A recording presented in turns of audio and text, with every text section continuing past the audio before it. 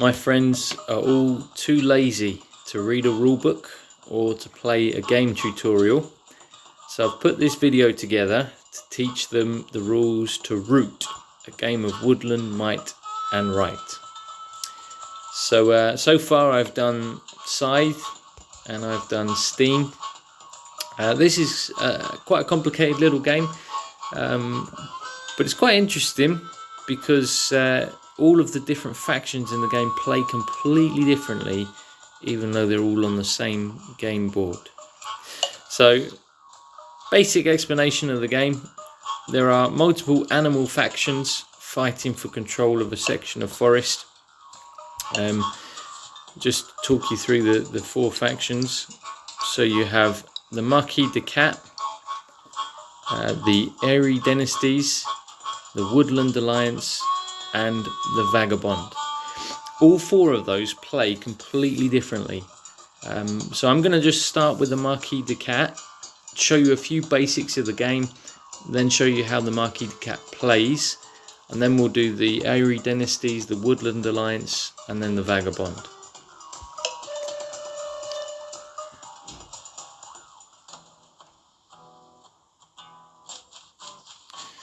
So start of the game, everybody gets dealt 3 cards. Now the Marquis de Cat starts with a keep. We'll come back to that in just a minute. We'll just talk about the map that you can see before you first of all. So the map is made up of various clearings connected by paths through the forest areas. You'll notice that each clearing has a little suit symbol. So you've got the red foxes, like here. You have the orange mouse, the yellow rabbit. Those suits are important because you need cards matching the suits to do various things. You'll notice my 3 cards at the bottom. I've got a fox, but I've also got 2 birds. Now birds always count as wild when it comes to card plays. We'll come into that a lot more detail about that later on.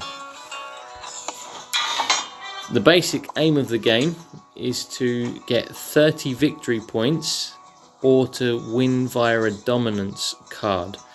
We'll leave the dominance card for right at the end, but 30 victory points, you can see my little 0, all of the players have 0 at the moment.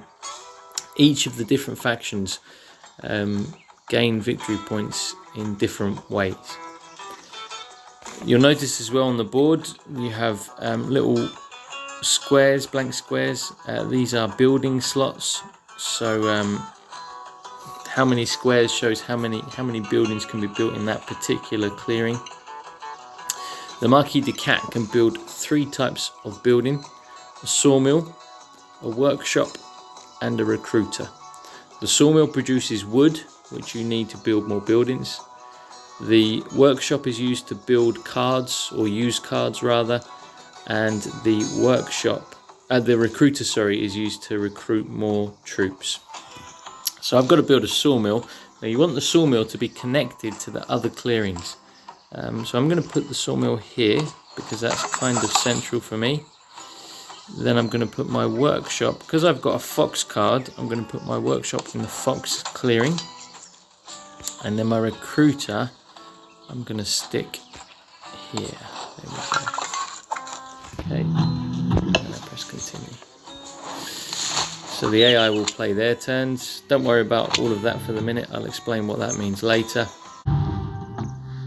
Okay, here we go. So this is the Marquis de Cat's turn. So a turn is broken into 3 sections: birdsong, daylight, and evening. Now if I press on my little cat symbol in the bottom left corner, that brings up my player board to help me to work out what I've got. And a little summary here. Each of the 4 factions do different things in each of the 3 sections. So for the Marquis de Cat, in birdsong, first stage of the turn, I will produce 1 wood at each sawmill. In daylight, I can craft. That means I can play cards and then take up to 3 actions from the list below. And then in evening, I will draw a card for each earned card symbol on my recruiter track, and then discard down to 5 cards. I can look at other players' player boards as well, just to see what they do in each turn, how they're progressing through the game. Okay, so the game automatically produces my wood for me. Every single one of my sawmills would produce wood, so you can see that I've got a little wood symbol in the bottom corner. I'll just also point out here as well that the areas have control. So the faction with the most units and buildings in an area will have control of that clearing. So here you see I've got my little Marquis de Cat symbol underneath the mouse. But if I go over to the other end of the board, the Airy, they've got 2 birds, 2 warriors here and a roost.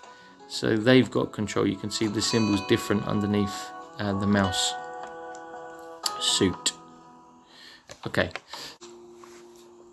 so this would be the start of daylight. I can produce cards.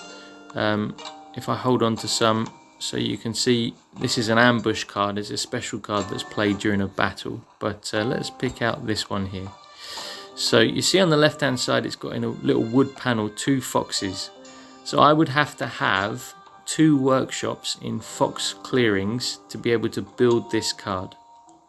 Generally the card's split into 2 types. This is an action card, so it gives me an ability in a battle. I can do an extra hit, but the defender will score a point for it. If I have this one here, I have to have a workshop in 1 rabbit clearing. That will give me a boot and 1 victory point. Now the boot isn't much use to me as the Marquis de Cat, but it is for the vagabond, and I'll go into that a lot more detail later when I explain the vagabond's rules.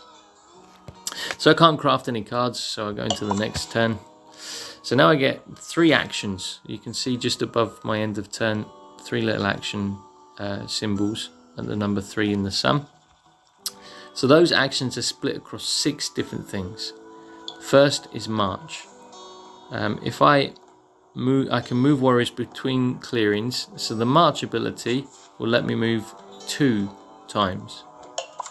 Then there's construct. So that's use the wood I have to build the buildings. The sawmill, the recruiter, or the workshop. Or third symbol along on the top right, top right of the things in the bottom right corner is a little cat face. That's recruit. So 1 warrior each recruiter. 4th symbol is battle. The 5th one is hawks for hire. So I can spend a bird card from my hand and get a 4th action. And overwork. So I can spend a card to place wood at a clearing with the matching card. So to explain that, I've got my sawmill here in a mouse clearing. If I played the overwork ability, I'd have to discard a card that matches it, so I'd need a mouse card, or I would discard a wild bird card. So how does the Marquis de Cat score points? One of the main ways is by building the various buildings that it can build. So you can see the workshops, they cost 1 wood at the moment. After I've built my next one, it will give me 2 victory points, then another 2, then 3, then 4, then 5. The sawmills currently cost me 1 wood, 1, 2, 3, 4, 5 victory points for each one. Recruiters, currently 1 wood, 1, 2, 3, 4. But also note on the recruiters, you start to gain extra cards at the end of the term, so as to get extra benefits. You can also see that I've got 14 warriors to build, to recruit, and 4 cards in my hand. So for everybody else, I can look at the Airy dynasties only have 2 cards in their hand. The Woodland Alliance has 1 card. There's a lot more going on there. We'll explain that a lot more later. So what would I want to do? What's my strategy? Well, build buildings. The Marquis de Cat is very much about engine building. So I want to produce buildings to produce units and cards and wood as much as possible. But at the same time, I need to keep the other factions back. So I need to get involved in battles. If you remove tokens or buildings from the board, that also scores you victory points.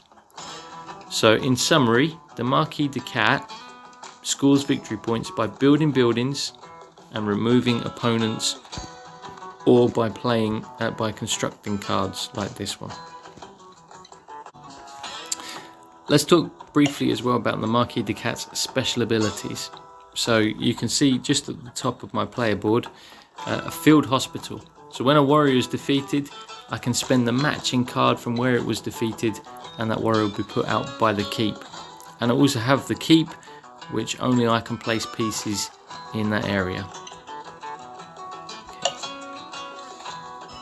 So let's just demonstrate a turn quickly. So I'm thinking I need to build buildings and I want to get units on the board. So I'm going to build a recruiter here. That costs me 1 wood, scores me 1 victory point. Now that I've got 2 recruiters, I'm going to start recruiting. So I'm going to play my recruiter ability and add extra cats on the board. The last thing I can do is get involved in a battle. I think I'll do that just to show you the rules with battles. So let's battle the vagabond. Okay. So in a battle, the units that go into the battle, you roll 2 dice. The attackers get the higher number, whatever that is, and then hits are rolled. So there's nothing you need to do to resolve the battle. You just need to see it take place. Now you roll the 2 dice. The attacker gets the higher number, but you can only score the number of hits based on the number of units you have. So in that battle, I had 2 units. If I'd rolled a 3, I could only land 2 hits. If I rolled a 1, I would only land 1 hit. My opponent in that battle was the vagabond, so he hasn't been taken off the board. There's a reason for that. We'll explain that later. In other battles, for example against the Aerie, they would be removed from the board, but they wouldn't score any victory points. Only buildings score victory points. The maximum number on a dice is 3, so you can only land 3 hits with warriors. Card effects might add hits to that. You can also attack buildings. So if I'd attacked it here, I could have attacked the roost as well as the warriors if I'd had enough cats there to fight him. So that's another opportunity. You can get rid of the buildings. That also will score you victory points. So let's talk briefly about the Aerie dynasties. They play very, very differently to the Marquis de Cat.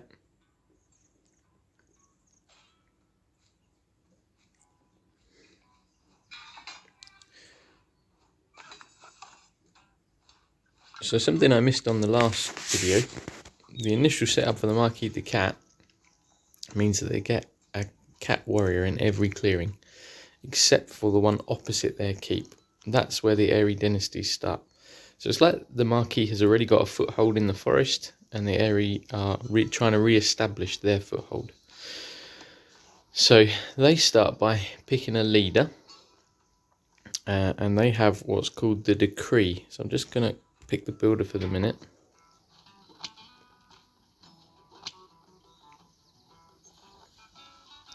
So at the start of the Aerie's turn, they have to move cards into their decree. So this is planning out what you're going to do for the whole turn. And your decree doesn't clear, so anything I put on there now will remain on there. So there are 4 parts to the decree, running left to right: recruit, move, battle, build. The leader I chose automatically puts 2 bird cards into recruit and move. The other leaders put a different bird card into each one. If I move, say, a rabbit card into a recruit section, I have to be able to recruit in a rabbit clearing on my turn. If I can't do that, then the Aerie go into turmoil, which means the leader is deposed, all the cards are removed, and I start losing points. So I don't want to put rabbit in. I know I've got a roost here in the mouse area, So if I put the mouse there into recruit,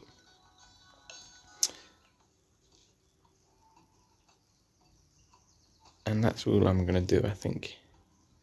So you can put a minimum of 1 card each turn, a maximum of 2 each turn. Now the Aries plays go like this. In Birdsong, you draw a card if you've got none. Then you add a card or 2 to the decree like we just did. And then if you don't have a roost, you build a roost and 3 warriors into any clearing. In Daylight, you first start by crafting, so that's activating cards like we did before with the Marquis de Cat. And then you play the decree through from left to right, just as I explained at the beginning. Then in Evening, you score victory points for your position on the roost track and draw a card for each card symbol on the roost track as well. So here's your roost track. For every roost I build, I get 1 victory point, 2 victory points, 3 victory points, 4 victory points.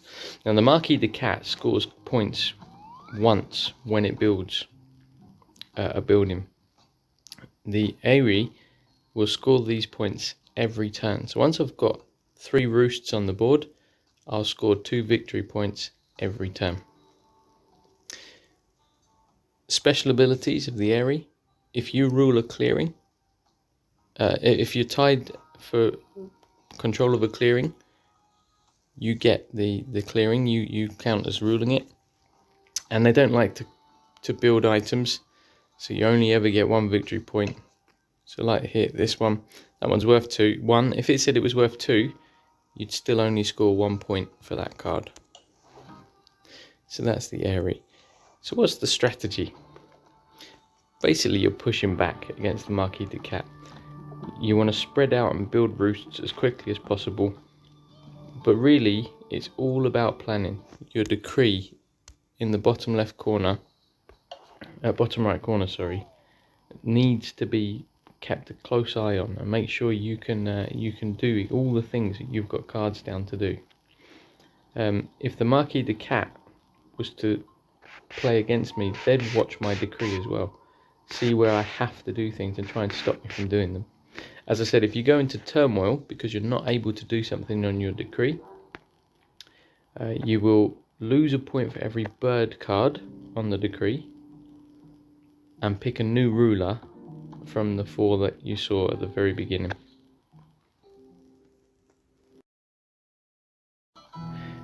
So let's just talk very briefly about the 4 different rulers. They show you where you will put bird cards on your decree at the very beginning and give you a special ability for each ruler. It's all explained there. I'm not going to read them out. You can read them as you go to choose your rulers. If a ruler is deposed over a turmoil, you cannot pick that leader again until they've all been deposed, and then you can go back to picking the one you originally had. So again, there's a bit of planning here, deciding which one you're going to want now, what ones you might want later, because you will go into turmoil. I've not played a game yet where the Aerie don't end up in turmoil at least once.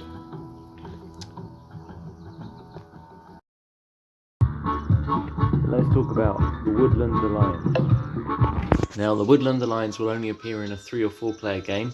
If you're playing 2, it will always be the Marquis de Cat and the Aerie dynasties.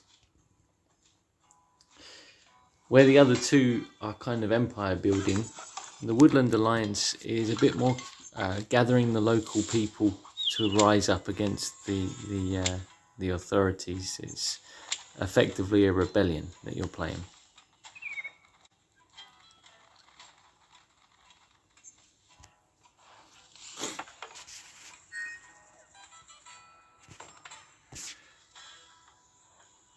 So let's just talk through the Woodland Alliance's term. So during Birdsong, there's 2 steps to Birdsong: revolt and spread. So revolt means that they will spend 2 supporters and remove pieces from a clearing and then place a base in that clearing. So better explain supporters. So you can see in the bottom left corner, you've got the symbols on the far right hand side of the box in the bottom left corner. This is your supporters deck. So you can add cards to your deck. Other people add cards to the deck. That allows you to gather influence among the local animals. It effectively represents the sympathy for the local animals. So at the moment I've got one fox supporter, one mouse supporter, and one bird supporter. During bird song, 2 supporters to match a clearing can cause a revolt in that area. That means all enemy pieces will be removed from that area. You'll get to place a base and a warrior. Now, note next to the supporters deck, you've got 3 base symbols. So you can only have 1 base in a rabbit clearing, 1 base in a fox clearing, and 1 base in a mouse clearing. One of your warriors will also be turned into an officer. I'll explain that when we come to the later stages of the turn. So after the revolt, you can then spread sympathy. So you pay the supporter cost to place sympathy and gain victory points equal to the current amount shown on the sympathy track. So there's the sympathy track in the middle there. Currently it costs you 1 supporter to place 1 sympathy marker, and you'll get 0 victory points for the first one, 1 victory point for the second one, 1 victory point for the third one, and so on. The cards from your supporters deck have to match the clearing that you're placing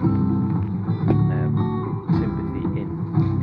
So I'll just show you this. So I can't do any revolts, then I can spread sympathy. So you can see it says a cost underneath the different clearings. That's the cost of the sympathy of the supporters deck. So if I pick that one in the middle there, I will lose my bird symbol in the bottom left corner, because that's my card from my deck being paid to put sympathy there. So we're going to do that. Now, because of what I've got left, I can only place sympathy in this section, because that costs me 1 mouse supporter. Do that. And because of the chain of events there, I can place one over here as well for my fox supporter. So you'll notice with each of those I've got 1 victory point, except for the first one.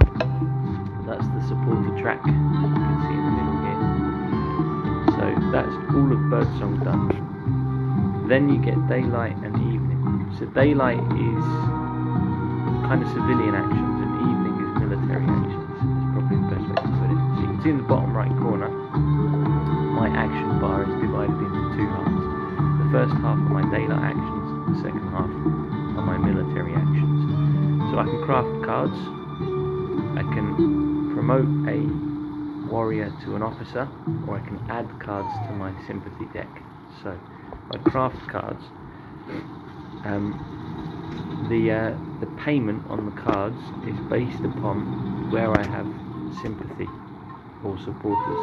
So I've got 1 sympathy in a fox, 1 in a mouse, 1 in a rabbit. So I can build cards that have a cost of 1 of each of those things. The more sympathy we spread, the more expensive cards that you can build. To add cards to my sympathy deck is the bottom button. These will add those symbols to my sympathy deck in the bottom left corner. The other way that sympathy is added, if people move into a clearing where you have a sympathetic token, they have to add a card to your deck matching the clearing. If they attack your sympathy tokens, these little mouse, and they defeat it, they also have to give you a card to your sympathy deck. So the more actions they take where you exist, basically the more supporters you'll gain in the area. So let's do this, and that. The bird card's good. It's an ambush card. It's going to help me in battle, particularly with the sympathy tokens. They don't fight, so actually ambush cards can be really useful to discover other people's plans. So we'll leave it at that. And then we go into military. So you can perform as many military actions as you have officers. So that's the little eye patch mouse symbol in the bottom left corner. That's how many officers you have. And they're the same actions as all the others.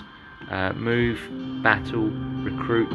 The only difference with them is the top left button If you've got warriors on the board, the warriors can be converted into sympathy tokens. You'll get the warrior back that you can recruit later, but it's just a cheap and easy way of spreading sympathy throughout the forest.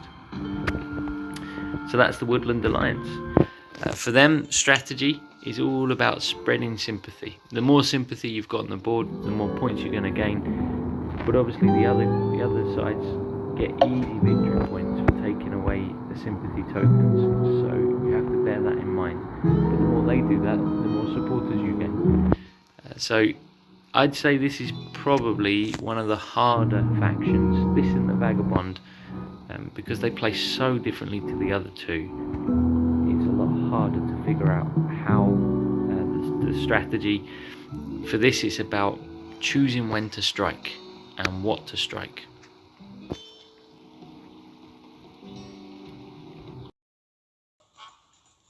So lastly, we have the Vagabond.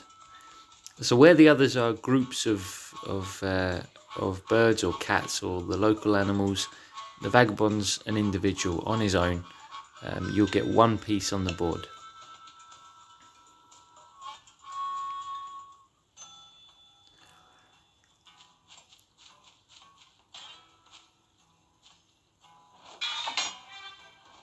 So the motivation for the Vagabond is very different.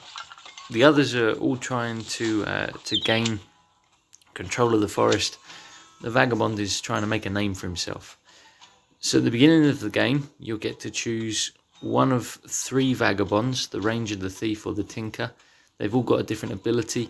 They all start with different starting items as well. The Vagabond is all about item management. So let's pick the Thief just for demonstration purposes. The Vagabond is also allowed to move into forests.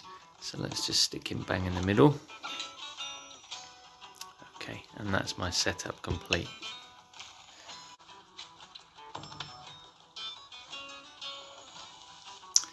So in Birdsong, the Vagabond can slip into a neighbouring section, whether that be forest or clearing. So we're just going to slip into a clearing with a ruin in it, just so I can demonstrate that. So as I said, the Vagabond's all about item management. So on the left hand side you can see he's got his satchel that has currently 6 spaces. You'll see underneath the satchel there are 3 bag spaces. So the more bag items you collect will add spaces to your satchel, more items you can collect. Each of the items basically represents an action. So I can perform as many actions as I have items. So let's just go through the actions. The first is the boot. So for every pair of shoes I have, I can perform a move action. The second is a sword battle. For every sword item I have, I can perform a battle action. Then you've got this third one with the fire. So the fire is an explore. So on the board in various places, you've got these ruins.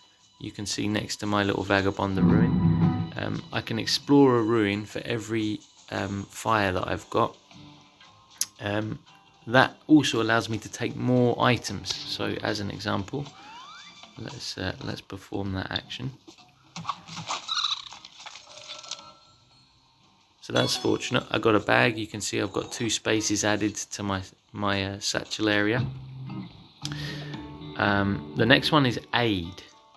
So do you remember I said that the other factions can build items but they can't really use them? This is where aid comes in. So the Vagabond can give a card to a faction he's in the same clearing as, and he can then take an item from the person that he gives that card to. He'll also, by doing that, improve his standing with that particular faction. So on his track you can see the relationships. The stronger the relationship, eventually it becomes an alliance, and you can work together. The 5th one's quests. I'm going to come back to quests in a minute. The crossbow, if you've got a crossbow, you can remove 1 enemy soldier from the board. The hammers can be used to do 2 things. One is craft cards, so just as everybody else you can build the cards, you would also get the item that exists on there. And the next one is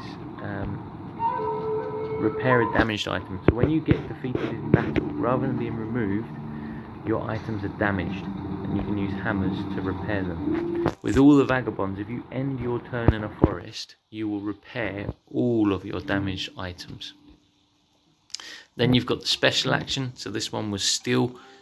He would use a fire to take a card from a player in the same clearing. So let's talk about quests. So if you've got these items, 2 swords, a sword and a fire, and you're in the matching clearing, you can complete the quests. That will allow you to either take 2 victory points, 2 cards, or a victory point. As you use items, they become exhausted, and at the end of the turn, you can unexhaust 3 items plus 2 for every kettle you have. So in the bottom left corner, you can see I've got 1 kettle. I can unexhaust 5 items. Effectively, it's like I can take 5 actions every turn. Sometimes you have to exhaust or damage items that aren't actions. So for example, if I was to damage or exhaust my satchel bag, I would lose 2 items from my satchel as well if it was full. That would also mean that I couldn't take more items until I repaired or unexhausted the satchel. Same with a coffee mug. If I exhaust the coffee mug, I will refresh less items at the end of the turn. So let's talk strategy. For the vagabond, it's all about the strategy of the relationships with others. The more you aid, the more points you gain. If you explore ruins, you gain victory points. If you complete quests, you gain victory points. That's the way he's doing it. He's trying to make a name for himself. So completing quests, exploring ruins, assisting others. That's how the vagabond completes his game.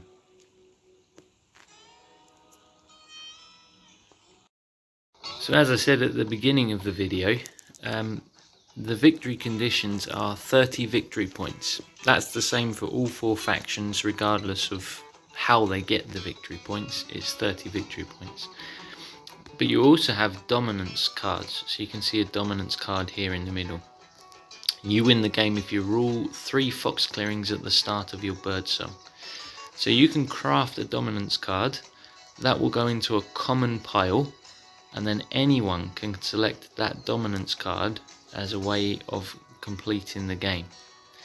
If you decide to take the dominance card, all your victory points are removed. You can no longer win via victory points, but rather you will now aim to win via the dominance card that you've picked. The exception to this is the vagabond.